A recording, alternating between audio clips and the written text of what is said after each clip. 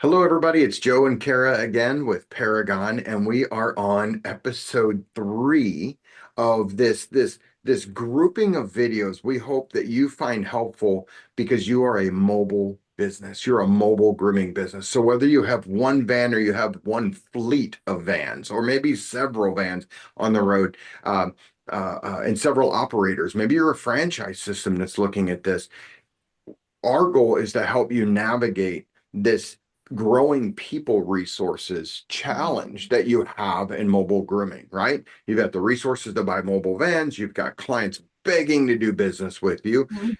You have sometimes multiple vans, but what you are lacking is the people. One of the most important pieces to this is the grooming producers, right? So let's talk today. We first talked about sort of an introduction. Video two is all about selecting this river guide, this technical guide that we call a coach Mhm. that helps that student's development. Let's talk right now about that student, right? Especially selecting candidates to join your team that have a predisposition or that we know what traits or what qualities make a really great future groomer, especially even in mobile. So, Kara, that's Mhm. what we're going to unpack in this episode. So we have that future groomer recruiting guide that we have Mhm. available for download and on the employer resources section on our site. So now we think we have this rock star, right? We Mhm. think we're going to hire this awesome person. What skills, let's start with maybe their soft skills, right? What Mhm. skills in our experience, in your experience, have you seen, we've seen make the best grooming professionals, especially in a mobile unit?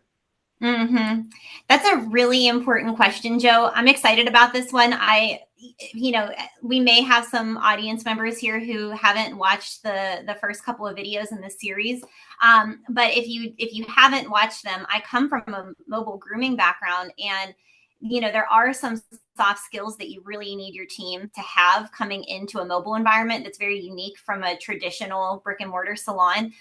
Some of those, in my opinion, would be someone with great situational awareness with mobile. There's so much going on around the van, not just in the van, but around the van. And whenever you're driving, of course, attention to detail, they need to be organized. Time management is huge. Someone who has great time management and they're comfortable communicating with clients in their home. They're going to people's homes.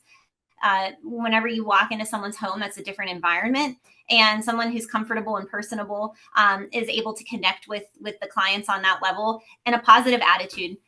You can't beat a positive attitude whenever you're looking for a team member.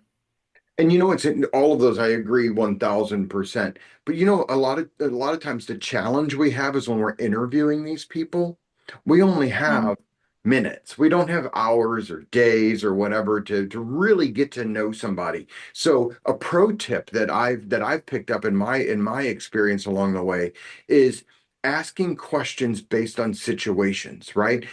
Tell me what sounds better, Mhm. right, Kara? What sounds better? How are you at problem solving? Right?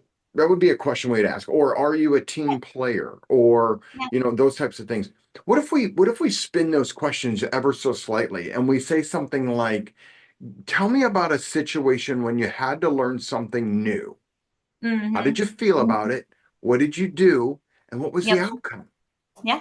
Right? Yeah. Yeah. That's a Yep. whole lot better than, are you a good problem solver? Oh Right? yeah. Okay. Yep. Or the whole team player type of thing, right? What does Here's a question, right? Instead of saying, are you a team player? They want the job. What are they going to say? No, I'm a pirate and I don't want Right. to be around people. I mean, Right. they're not gonna answer that. So if we really want to pull some of these characteristics out, we might ask a question Mhm. like, uh, uh, describe for me the best workplace culture. What is your role Mhm. in reinforcing that culture? And what does that look like? Right? Yeah. Or Yep. give me an experience when the culture was not so great. Yeah. What was lacking? And what did you do about it? Right. So these situational things, right? If it's leadership, tell me about a time when you had to take on a task that involved other people and you were the person sort of leading the charge or you were the organizer. How did you Yeah. handle that and what was the outcome? Listen, Yeah. I don't sometimes it's not even about the business. Sometimes we're interviewing a 17 or 18-year-old young person that says, I'm the I'm the head cheerleader, or I lead the chess group, or whatever that Mhm. looks like, right? It's Yes, okay. You're looking for life experiences, not necessarily always job experiences. So just right. something to keep in mind. So those are some of the soft skills, right? What are some of the hard skills that if we really truly are qualifying a rock star for mobile grooming, what would some of those hard skills look like? I think some of the hard skills would be, this can be a tricky question because you're going to have people coming in with different backgrounds. Some of them are going to say, yeah, I have animal experience. I walk my dogs and I walk my neighbor's dogs, So I think that in a mobile environment, especially, some of the hard skills that you might want to consider is truly how much animal experience do they have? What do they understand about the animal industry? How, again, Joe, to your point, I think that their leadership skills, or how they're involved and how they work within a team, whether that's a work team or a team from school. But I do think some of that is important. Yeah, I do too. And I think part of the hard skills might be, obviously we talk about driving skills, right? And these Mhm. are things that if you're in mobile, that's probably pretty important, right? Um, Yep. but also, basic handling techniques, animal handling techniques. Listen, we're going to help teach that in the Paragon program, right? And it's a bonus Yep. if they've had an animal type job before, an animal handling type job before. But that's not Yes. necessarily a prerequisite, right? What we're trying to do is we're trying Right. to help these business owners, these mobile grooming business owners, appeal to the and select people from the no experience, no problem type of angle, Mhm. right? No Mhm. experience, Mhm. no problem. So Yeah. as we're looking at this, culture fit is so important. So it's such way before technical, right? Technical Yep. ability can be taught. Now, whether Yep. it's adhered to and followed, and if they're good at it or not good at it, we'll judge those things as they come up, right? But Yeah. that Yeah. culture piece has to exist really before the technical piece. See, this is a mistake I made in my career along the way, was that I hired for technical ability, right? And I put Mhm. technical ability first and culture or people skills second. And what ended up Mhm. happening is I had a lot of what I call toxic geniuses. I had people that had great grooming skills, but boy, they were really difficult and a challenge to manage and to lead in the business.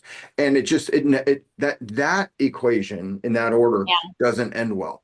So I'll leave No. you with this out there for the group. When you're looking for the right type of fit, take all of these things into consideration. Check out the Future Groomers Recruiting Guide that we make available to you, because it reinforces what some of these skills are that sort of set that person up to have a predisposition to being successful in grooming, in a grooming career, Mhm. let alone especially mobile grooming. But I'll leave you with this. This is another pro tip, right? And maybe take the AAA status approach when we're talking about employees, right? The AAA status is attitude, attendance, and appearance before technical ability. Mhm. Because there's a Mhm. better chance we can train technical ability than we can these three elements, the AAA status, attitude, attendance, and appearance. So, recap. First episode was introduction, right? Now you're thinking about growing your business by growing your own groomers. Second, creating that supportive environment and the Mhm. people that will support your student. And now we've just talked about student selection and what makes a future grooming rock star. So in episode 4, we're going to tease this. Episode 4 is going to start now looking at what do you need to do in your mobile business to get ready to have the training program now implemented, the Paragon training program now implemented into your mobile grooming business with your student and your coach. Thanks, Kara. I'll catch you in the next episode.